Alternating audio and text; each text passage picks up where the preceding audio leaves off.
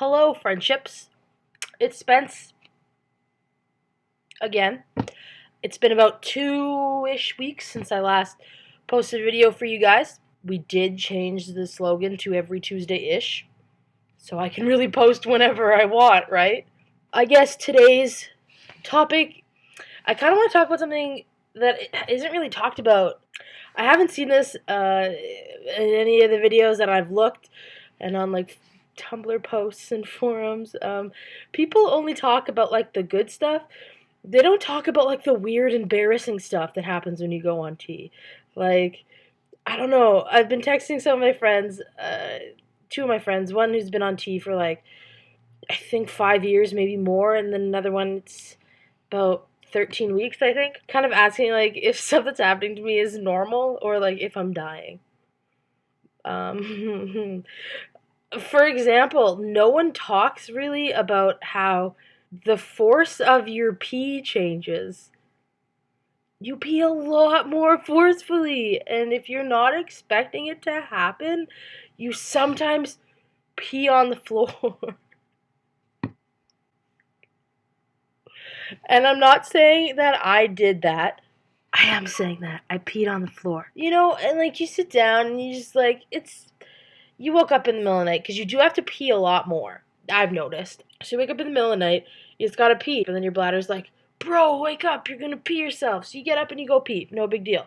You sit on the toilet, kind of like you would if you're just gonna pee, right? Wrong. I may or may not have peed all over the floor because the force of it changed, and I wasn't expecting it, and I wasn't really sitting on it properly, and like it. And no one talks about that, so I thought, like, I was so embarrassed.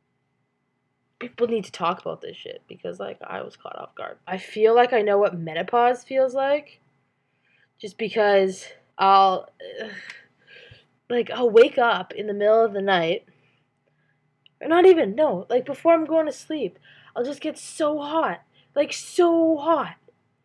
Like, I'm sweating hot, and, like, I'll be down to nothing but my boxers, and I'll still be, like, horribly, horribly warm. And I have fans on me all night, and, like, I've increased their power level just because it's so fucking hot. I usually have, like, 4 blankets, because I like to be super comfy and, like, whatever.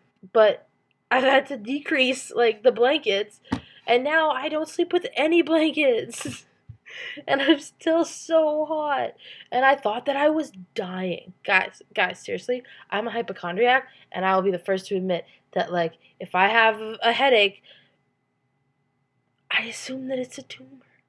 So I was, like, freaked out, and I went online to look, and, like, I couldn't find any information on this. So nobody's sharing this. And so I ran into my buddy the other day, and I was like, dude, I have a question, and it's serious, and, like, do you get, like, really sweaty randomly at night? And it happened to him too, which made me feel a lot better, because I thought that I was dying. We should talk about these things more, right? Right? You'd think we should talk about these things more?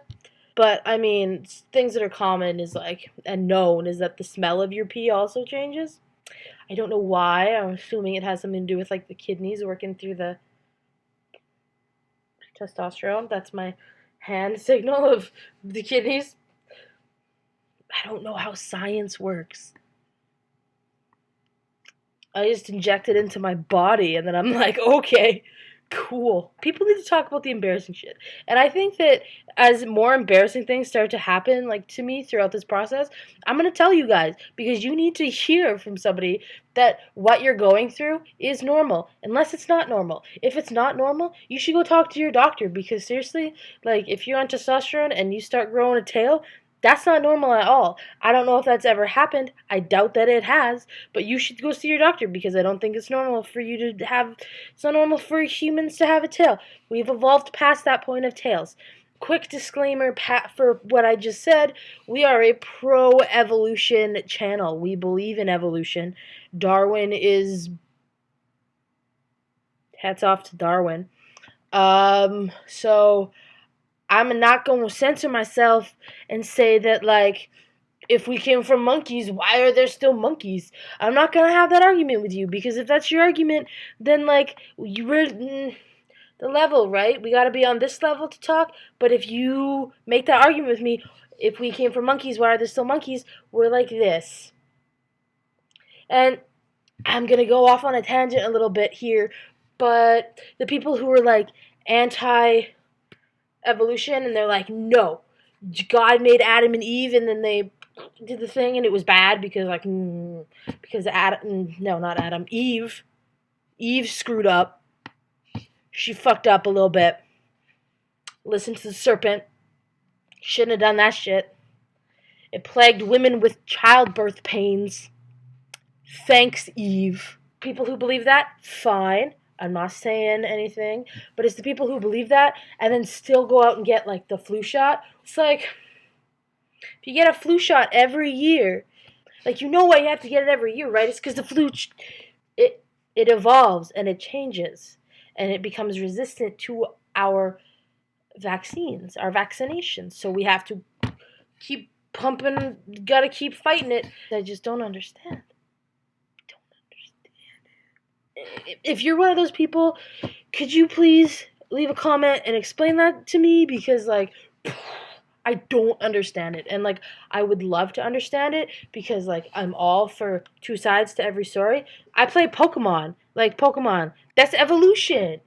You evolve. This little guy's gonna evolve. He's gonna be big. I don't really know their names. I know this is Oshawott. But like I have to have my Pokedex app open when I play, because I don't know the names of the new Pokemon. Does anybody else have a problem with that? Like, do they know? Because I don't know. It'll be like a wild, the keychain one. It'll be like a wild keychain one appears. I'll be like, what type is that? How do I fight that? And then they introduce this new fairy type, and it's like, what? What's good against fairies? Is it fire? Did I just make a homophobic joke? Is fire type strong against fairies? I want to go look. 1 second. I'm going to check real quick. Fairy type. Weakness. Fairy type. Okay, defense. The fairy type is arguably one of the best defensive types in the game. What? Along with steel. Okay. It has a resistance to fighting types, as well as dark and bug types. It also has a useful immunity to dragon type moves. Okay, no one should be immune against a dragon. What? Little fairy, little like Tinkerbell's gonna be like, oh, I'll save you. No. Its only weaknesses, okay, are to poison and steel.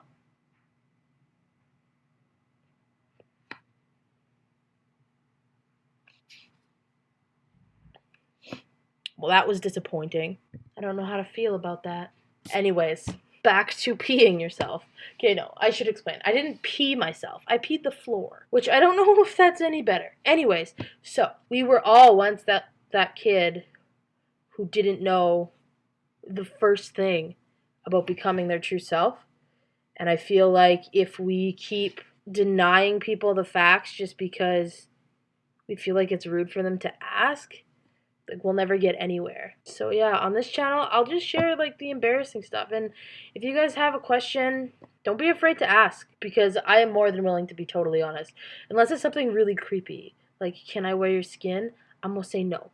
I'm gonna say no to that real quick. So anyway, that's it for this week. If you're new and if you want to stick around, if you are a returning viewer, love you. I love the new viewers too if you stick around, but I don't like you so much if you leave. I'll see you next time I post a video.